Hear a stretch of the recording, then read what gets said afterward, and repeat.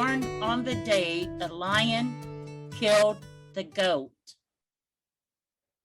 Born on the day a lion killed the goat. Vincent Neree. Vincent. Yes.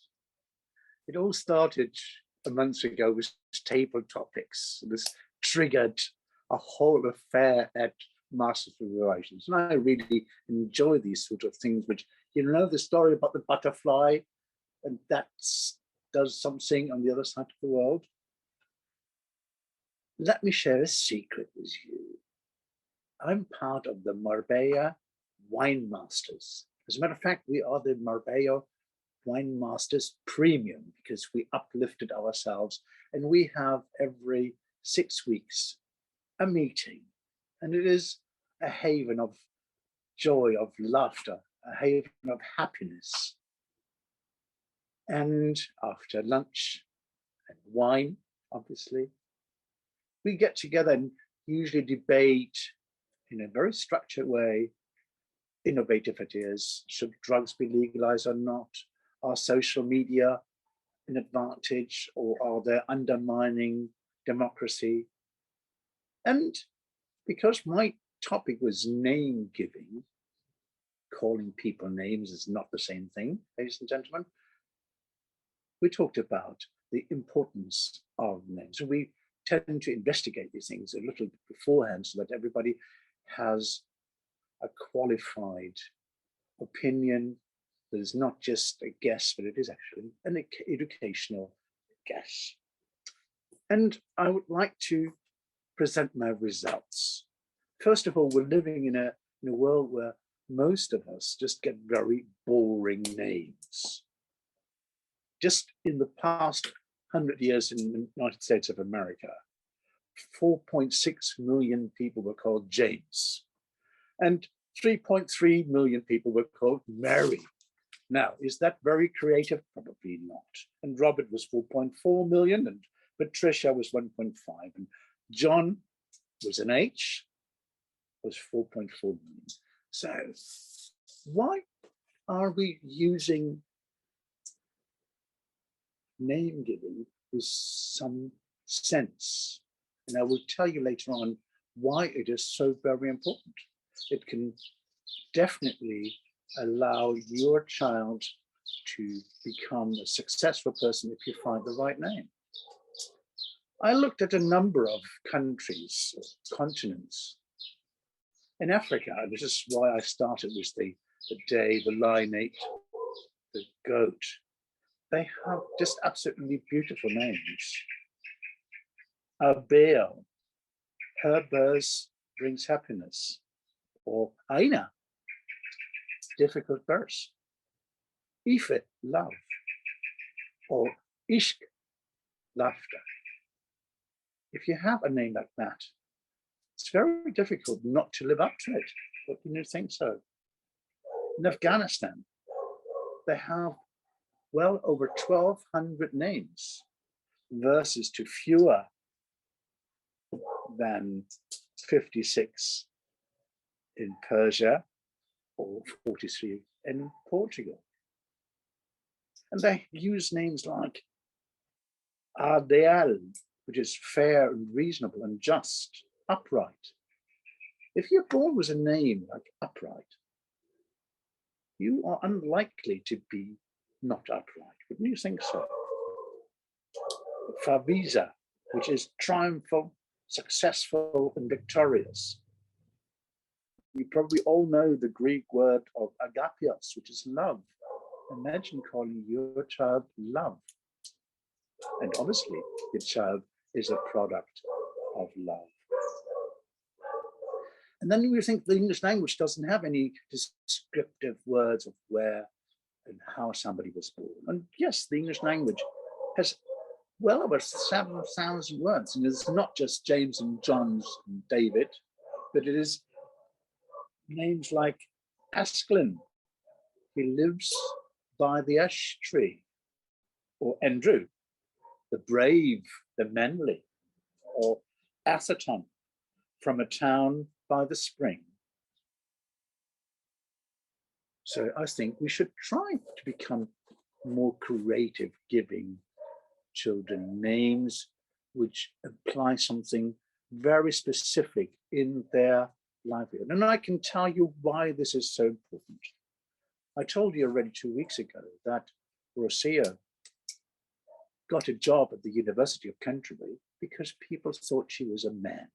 And Rosia is a woman's name in Spain, and therefore she probably was accepted, and they wouldn't have accepted her if they had known she was a woman.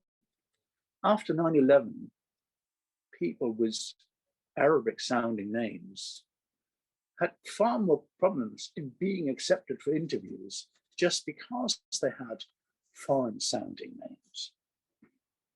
And there was a study in China, which I found very exciting, that people with harsh names, which had not such of a warm or moral contents, were far more likely to have in later life a criminal record.